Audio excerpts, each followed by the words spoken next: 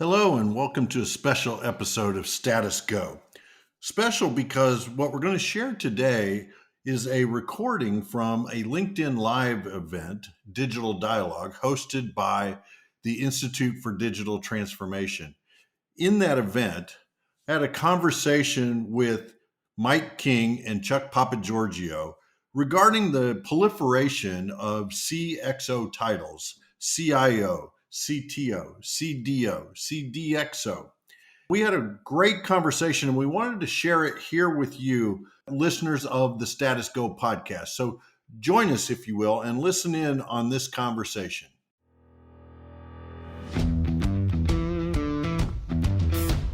Technology is transforming how we think, how we lead, and how we win.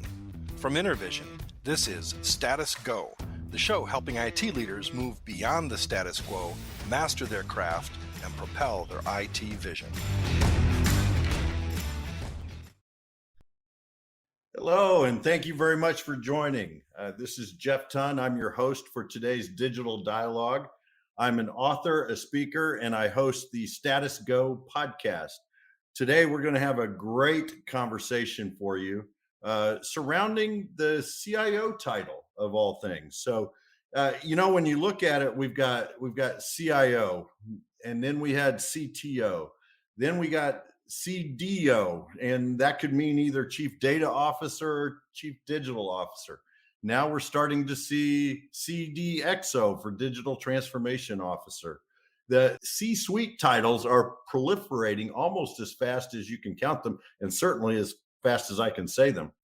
In many people's minds, the CIO or the Chief Information Officer has been relegated to Chief Infrastructure Officer. Is that really the case? And if it is, how did we get here? Over the last few months, I've had conversations with tech leaders across the country. Two of these conversations really jumped out at me because they happened within days of each other. The first was with Mike King. Mike is the CEO of Daxios, a data analytics company focused on the automobile industry. A few days later, during an Institute for Digital Transformation Fellows meeting, one of the fellows, Chuck Papageorgiou, made a comment, and he may call it a snarky comment about the relevance of the CIO. Within days, the premise for this digital dialogue was born. So, welcome to The CIO is Dead. Long live the CIO. Gentlemen, why don't you come on in here and we'll get started. Mike, let's start with you. Can you introduce yourself to the viewers and a little bit about your background, sir? Hey there, Jeff. Yeah, Mike King, CEO of Daxios, which is a connected engineering digital platform. Definitely an industry veteran. Started my career more than 3 decades ago out at Boeing. Hired into the shop as a performance analyst for wings. And kind of back then, it wasn't IoT and digital. It was go solve some problems and help us build airplanes. And kind of from there, my career has kind of followed that path. Whether it's in factory management, supply chain, finance, systems. Spent about 18 years at Boeing before coming out to Indiana. Worked for Cummins, led their financial systems and then their enterprise analytics. Apparently, I complained too loudly about how we could improve them, and was then asked to go ahead and help. And then for the last 7 years, I've been part of LHP Engineering, where we do everything from embedded software for products to smart factory to connected everything. And that's where Daxios has spun out. So. Excellent. And Mike, I love the way you describe your time at Boeing as your job was to keep the wings on the airplane. As someone who's getting ready to jump on a plane on Sunday, I hope they stay on there. We did a marketing survey, and that was very high score amongst our repeat customers. What people wanted. Yeah, absolutely. Chuck, do you mind introducing yourself, sir? Yeah, don't mind it at all. So my name is Chuck Papageorgiou. I'm, like Mike said, I've been around a long time. Industry expert, I don't know about that, but definitely a lot of industry knowledge. Been playing around technology for almost 3 decades. Started out as an engineer, minor in computer science, started building systems, work for big companies like UPS, run operations for Keen, manage everything from 15,000 employees, developers, technical people to 5 persons, built a few startup companies, built an AI company. So I've been actively working with the technology firms and industry now for a long time. I have probably about a half a dozen CIOs that are my clients now that I work with. Some of them run, $500 million to $1 billion companies, some of them even larger. So I'm pretty active in the technology space in general. And I do make snarky comments. And they are tuning in right now saying, Chuck, what do you mean my role is dead? Hey, Mike, I want to start with you because this genesis for this idea really started with a conversation you and I had. When you think about the role of CIO when it pertains to this digital era, this digital transformation era that we're in, what are some of your thoughts around that role and what is happening to the role of the CIO? Yeah, what we see, we kind of see things kind of coming together, kind of as convergence. If you think about digital, you got your embedded software, the data in the thing that you're trying to improve. You've got the connectivity, how do you get the data in and out? And then the analytics, what do you want to do with it? And key to that are the folks that own the servers, that own the network, that own the cloud, that whether they're ready or not, own security. And what we're seeing as we work with companies, and again, this was back day one at Boeing, is, everyone's on your team. How do you get the data you need? And so we're talking with CIOs and their teams, business side teams, and their folks about how do we work together. And you think about digital transformation, I think the one role and the one group that needs to transform the most, and is, whether they want to or not, is that CIO. Yeah. And we talk about in our world, customers want to connect to a truck that's moving down the freeway, download software, upload new software, make sure it's all secure. And oh, by the way, it's CIO. Let's go. Yeah.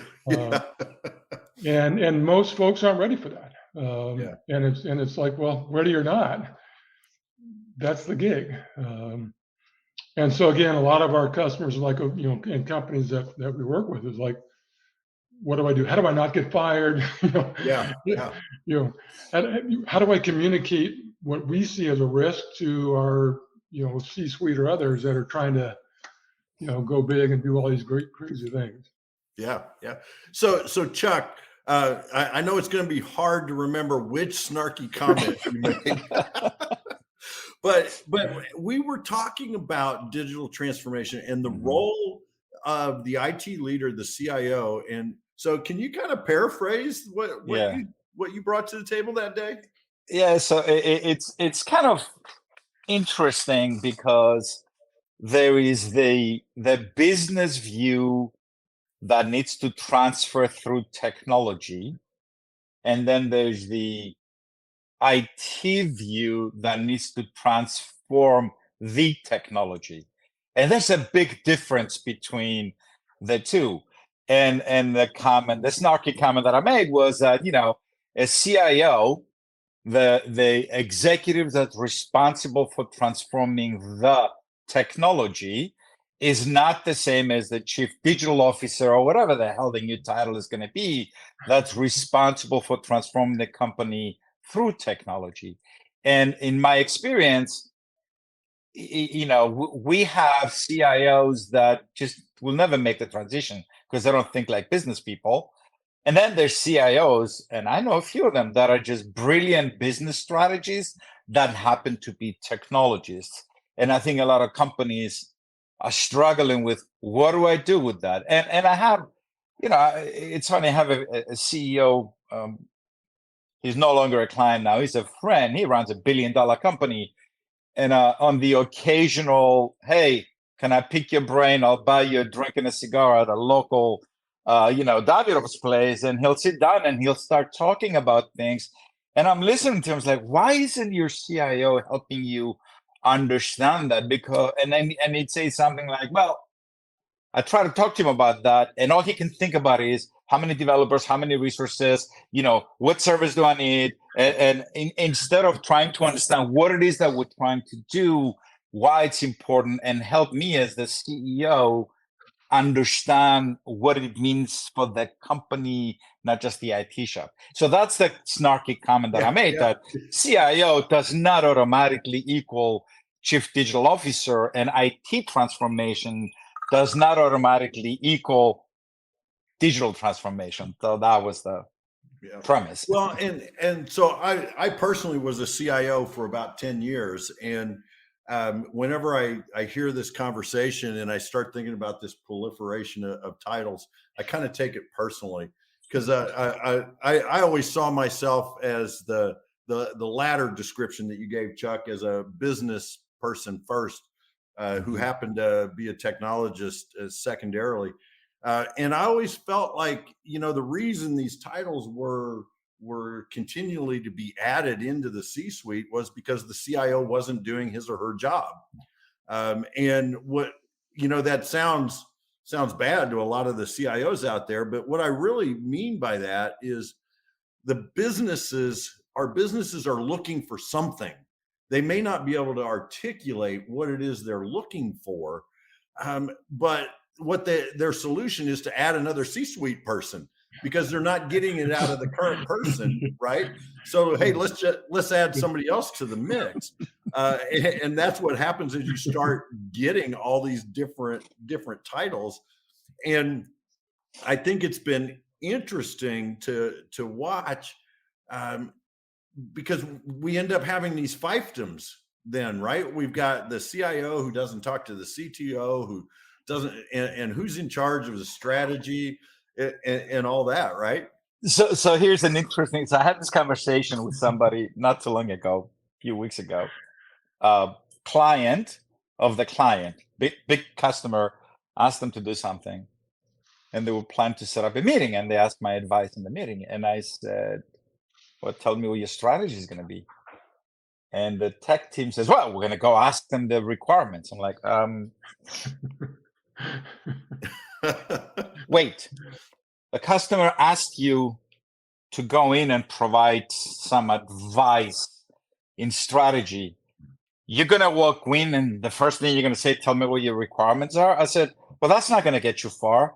And it was the funniest conversation. I introduced them to probably the oldest model in consultative sales, the spin model. I said, before you go, you need to know what the situation is, what the problems are. You're going to understand that. And when you walk in, you don't walk in like a typical development and says, tell me your requirements so I can write code. You walk in and say, hey, this is a strategy I think you're pursuing. This is what we fit. We still haven't gotten technology teams inside companies to start thinking like solution providers. That's another one of those challenges. Yeah, the solution provider attitude is a great one. We had a question a little bit ago from Hugh O'Carroll. With the rapid growth of technology needs and the resulting decentralization of technology, which is something, Mike, you and I've talked about, across the modern enterprise, should CIOs fret about the emergence of the dreaded shadow IT? Mike, what are your thoughts on that? Well, having been the shadow IT many times, I think it's a missed opportunity. And again, one of the values of digital transformation is running a business at scale, touching every part of the company, going towards one end. And so, and again, it's part of I think the maturity of the CIO role, as well as on the business side, is CIOs need to embrace and protect and sponsor those shadow IT who are known for spending no money, keeping everybody happy, know everything about everything, right? Embedded into the various layers of business. Why wouldn't we leverage those folks? Yeah. But give them structure, give them the scale of the company that the CIO can bring, but not the overhead or the bureaucracy, right? Champion those folks, give them the opportunity, learn from them. Yeah. And then we talked, Jeff, about sort of the role of like the chief architect. It's like, send those folks out there to learn, what's truly happening in the business. Because again, having lived down the shop floor, on the flight line, you'll take any help you can get, as long as they don't muck anything up. And so the biggest issue is, go ahead, Chuck. And I'm with do they Mike on that understand one. our systems? And so really it's get out of the ivory tower and get out to the business and sponsor them and lead them. They're looking for leadership, and then represent that to the leadership team. Right? Yeah, it's fascinating because I had this conversation. Let's start from what is the definition of shadow IT, right? So I had this conversation with one of the CIOs that I mentor. Want to say total company revenue, 9 billion. They have plants in about manufacturing plants in, I think, 6 or 7 countries. They have about a dozen manufacturing plants in North America. And the US CIO built her own shadow IT because the corporate CIO views that as shadow IT. There's this regional CIO, darn it, I want to put their own IT stuff in place. And it's just, just even the word shadow IT makes me cringe because in the end, it's not like you go to the finance department and say, hey, is there any finance, any shadow money in this company, any shadow finance? Because if they did that and they said yes, you'd be like, well, somebody needs to get fired, right? Because that means finance and not managing the money. And here we are talking about shadow IT, and it's like, no, it's technology. The company needs to operate. Technology, people that use. If you don't have a way, like Mike says, if you can't go understand why they use the technology and how to make it easy for them to use, you have a problem. And then not to also downplay the fact that not everybody's like Mike and Chuck and Jeff, right? We kind of build shadow IT shops, but we kind of know what we're doing. A lot of the people that do that don't. They don't understand security. They don't understand privacy. And when everything blows up, the company is in trouble. So the CIO had nothing to do with it, but guess what? They get tagged with it. So yeah, it's like, embrace it is the right word. Embrace it, channel it, understand why they do it, and give them an answer. Figure out a way to say yes. Yeah, and it's funny because we were brought in by a CIO, is like, and the company didn't think they were doing anything in digital. I said, well, let's ask around. And so we went out to all the teams around the world. It's like, what are you guys doing? Here's a map full of all kinds of great stuff. And they're all doing the same thing, but just in pockets. It's like the only thing missing is a leader, and you've got the whole thing already running. Yeah. And so, it's like, so step in and lead. I always tried to embrace shadow IT when I was CIO. It was a way to help me manage the constraints I was under. Right? If I could get other people to do some of the work, good Lord, why wouldn't I take advantage of that? It's amazing what you can do with the perishable tools and shop supply budget. Yeah, that's right. That's right. Yes. We were a SharePoint shop, but we also went Google from an email platform, and Google Sites. You can build your own sites, and we started to see these Google Sites popping up everywhere that were not being developed by IT. So I gathered the people that were publishing these sites together, and we just sat down. I think they thought they were going to get in trouble. The CIO was going to come in and smack their hand with a ruler like a nun. And we really just had this great conversation about, hey, Mike, I see you built this this Google Sites, and should it be open to the public or should it be internal? And Mike says, well, gosh, it should be internal. And I'm like, well, you do realize you've got it set public right now. So maybe we should change that, right? And so you start to let the team put the guardrails around it and some of the controls around it, right? Yeah. So we've had a couple of suggestions in the comments about the what CIO should be, right? It should be the Chief Innovation Officer, was one of the comments. Another one was Chief Business Design Officer.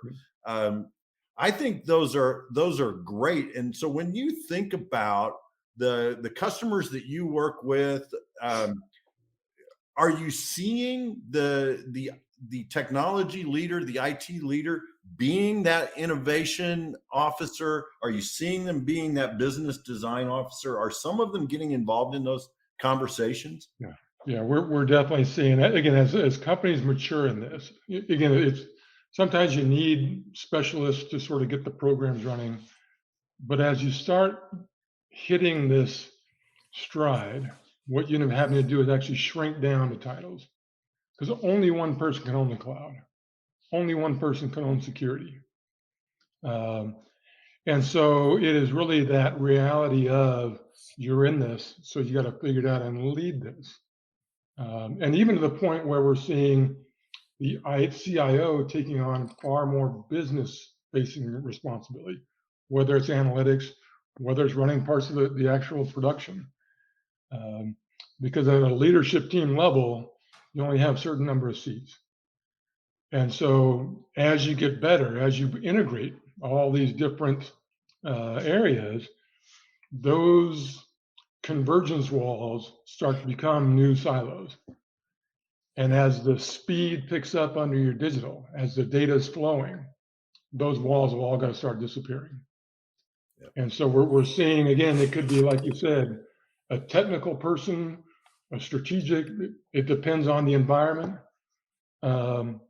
But everyone trying to do the CIO's job that the CIO is fully capable of doing, you can't afford it, and it just gets in the way.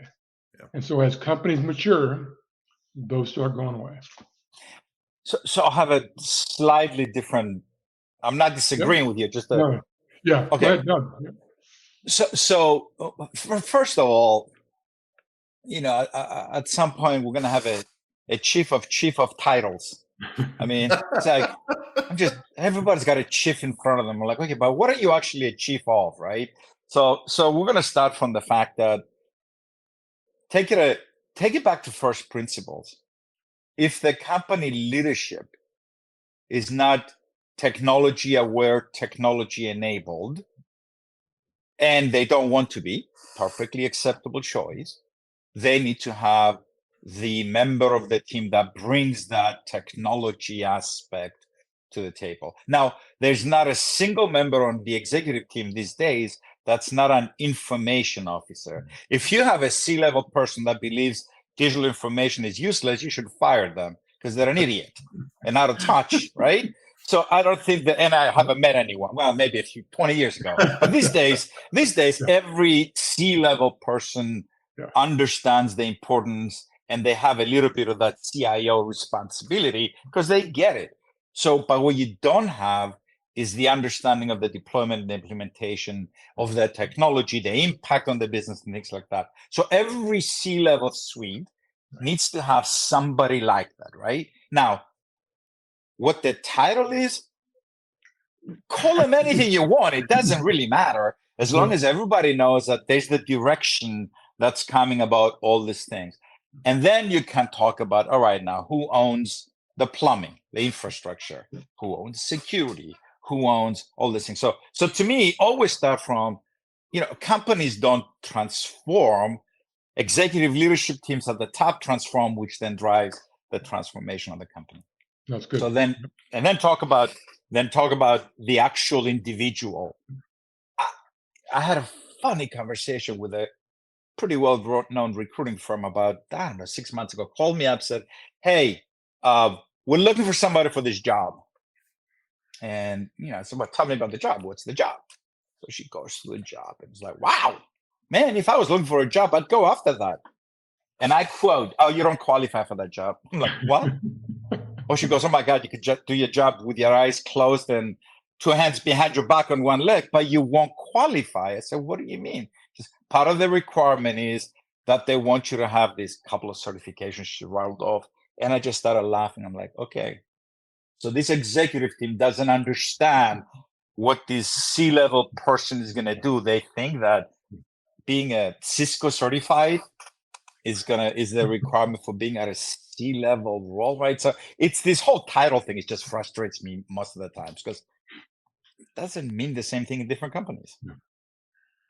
Well, and I think where the confusion comes in is when you have that proliferation, right? And you've got so many people that are trying to, they're all trying to do the right thing for the most part, but they're stepping on each other's toes as they're doing it. I saw a comment a minute ago from Chris that we should call the CIO the chief chaos officer, because that's really what you're doing, right? Is managing the chaos. I love that, and I think, Buck, that's a great point there from Buck Bryan. It needs to lead the orchestration. The CIO almost becomes the conductor of the. And throughout that, I think what we're seeing is whatever CXO title, whatever maturity, the CIO is a partner of whoever that person or persons are. And so they have to have that seat at the table, to manage the risk, the implementation. And if it's the CTO, if it's a CDIO, whatever, fabulous. But it doesn't resolve the issue that the CIO is now critical path at the table, owning and partnering and bringing it home. And I think when I see the explosion of titles, it's everyone's running from the title of CIO or some of the crappy work that they got to do, right? Because they want all the fun stuff, right? And that's disservice. That is a disservice to the organization, because in the end, somebody still has to run the plumbing. That's right. Right? Yeah. Somebody has to worry about security. So it's fascinating. The other thing to this whole CIO thing is that there's some companies where the CIO is responsible for operating that technology because the company doesn't sell technology, it sells a product that utilizes technology, right? But then there's other companies where they're now becoming hybrid. They actually sell technology, they have digital products. And it's fascinating to me when the CIO doesn't know anything about product development, doesn't understand product development, never sat down through the painful process of multiple focus groups to understand what they want. So then all of a sudden they become okay, I'm the CIO and now I own product development. I own the digital product portfolio. And you're sitting there like, okay, I get it that you do, but who's your person on your team that actually understands product development? So I was asked to speak to a group in a major metro city CIOs, and they asked me about, one of the questions they want to talk about was, how come not more of us are invited to sit on corporate boards? And I know, Jeff, you're going to say it was a snarky comment, and it kind of was. I said, I'll tell you what, show of hands, how many of you can describe an ROIC model? Maybe 10% understood. The others didn't even know what the acronym meant. I was like, okay, so if you can't explain a return on invested capital model to your board, how are you going to ask them to give you money to develop futures, right? Let alone things that you want to experiment with. So it's this, we're in this weird place right now. Yeah.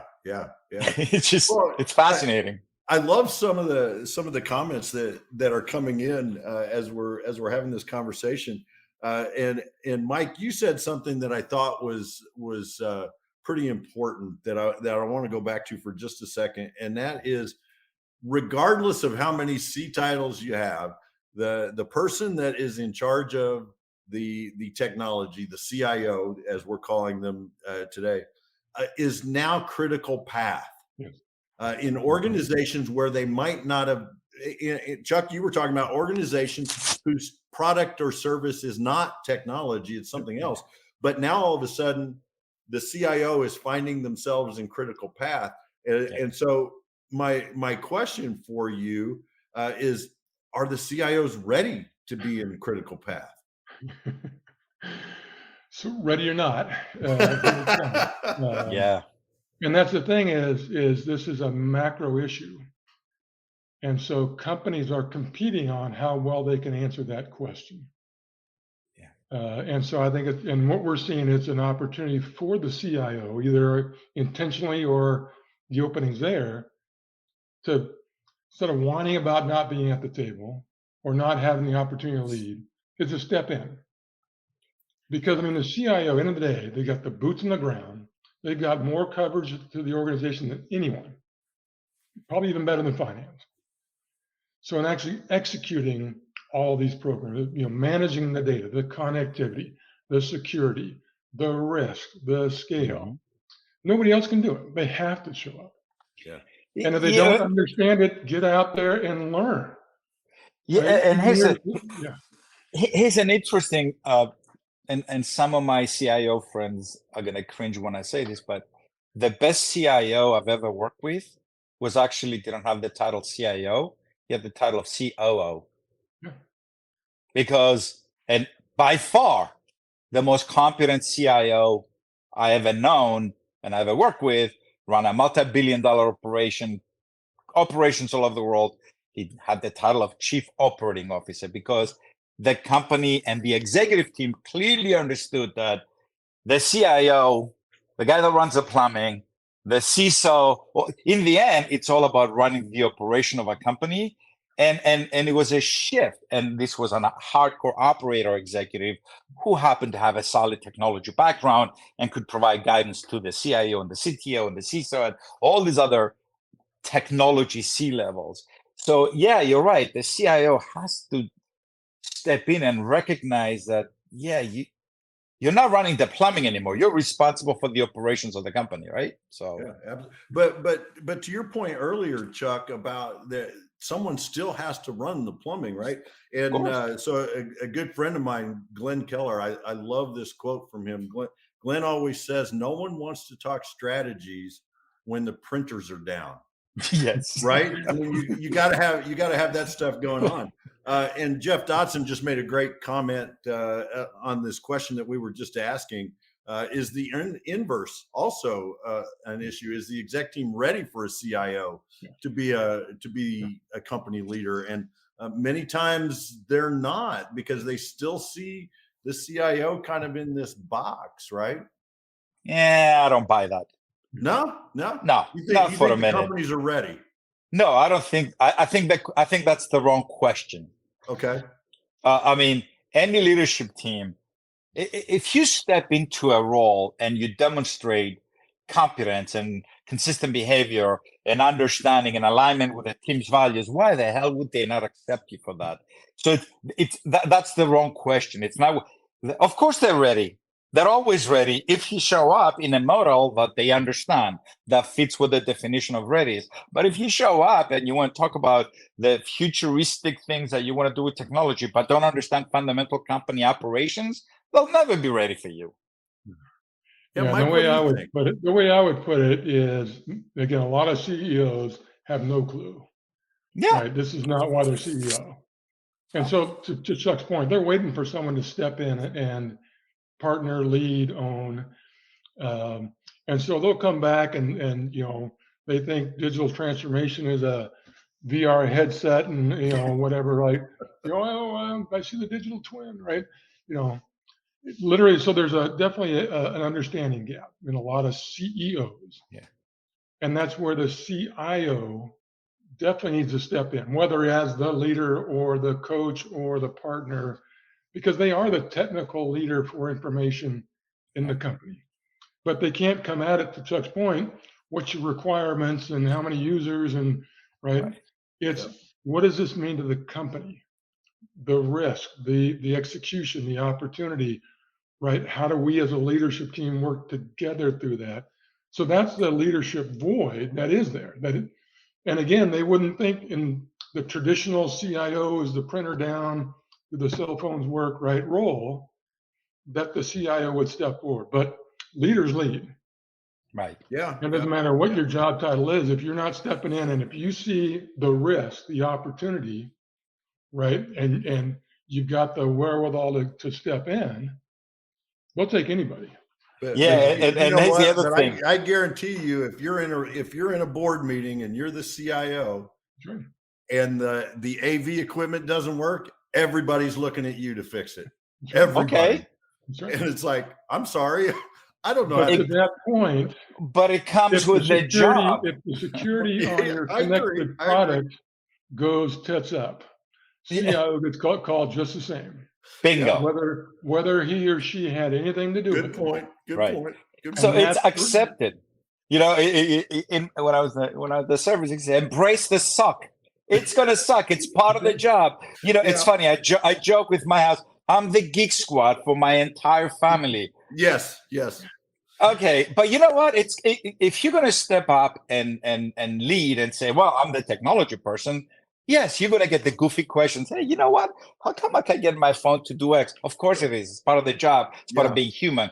The other thing, to Mike's point, though, is, and that's the other snarky comment that I make when I go to leadership conference: don't confuse leadership and management, because you might be a great leadership, management, competence, and popularity at the 4 dimensions that everybody confuses all the time.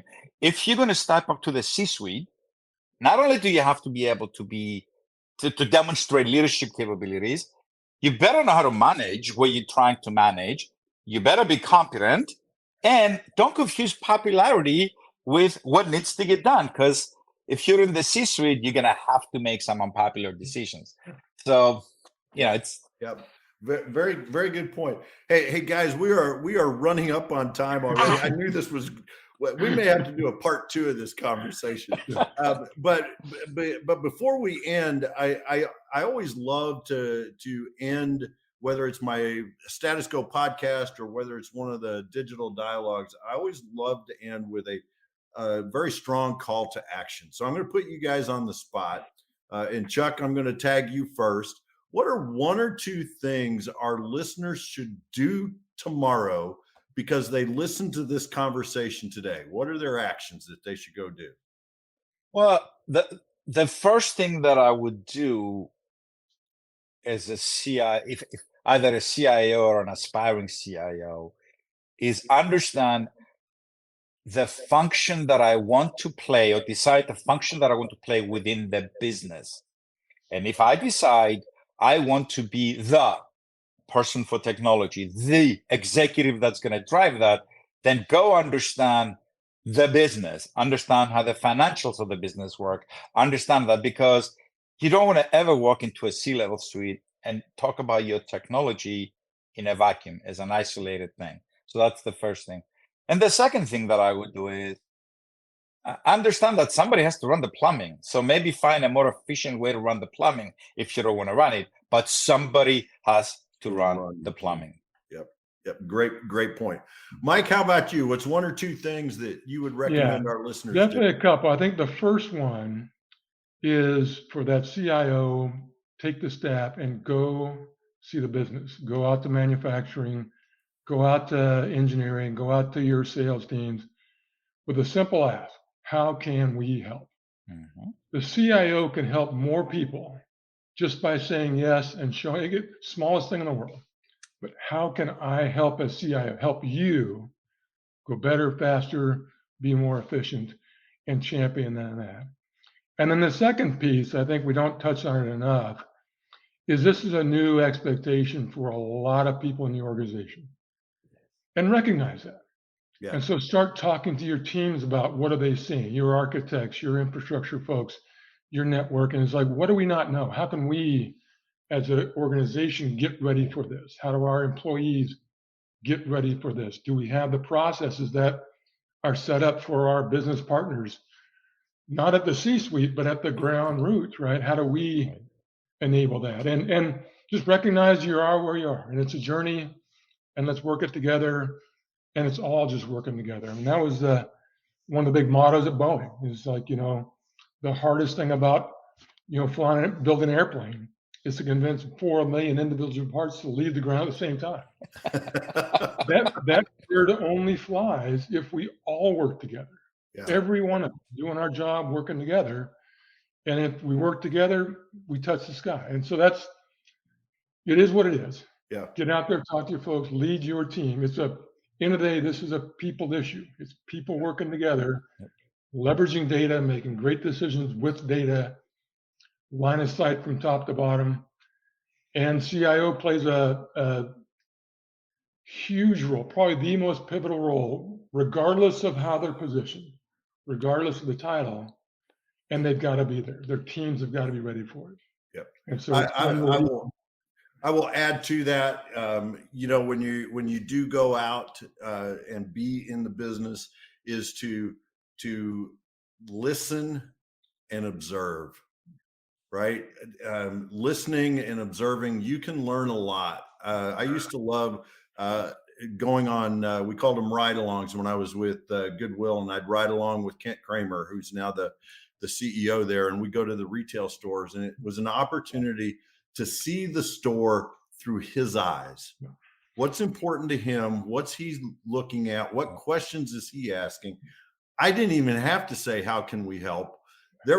I'd walk away with thousands of ways we could help, right? Just by observing. So, gentlemen, I have to pause and say thank you very much for carving out time to be on this digital dialogue. It was a lot of fun. So thank you guys very much. With that, gentlemen, thank you so much. Listeners and viewers, thank you so much. Until next time, this is another Digital Dialogue. Thank you very much for joining us today on this special episode of Status Go. If you have a question or want to learn more, visit intervision.com. The show notes will provide links and contact information. If you'd like to learn more about the Institute for Digital Transformation, visit www.i4dt.org. That's I4dt.org. This is Jeff Tunn for Mike King and Chuck Papageorgiou. Thank you very much for listening. You've been listening to the Status Go podcast. You can subscribe on iTunes or get more information at intervision.com. If you'd like to contribute to the conversation, find Intervision on Facebook, LinkedIn, or Twitter. Thank you for listening. Until next time.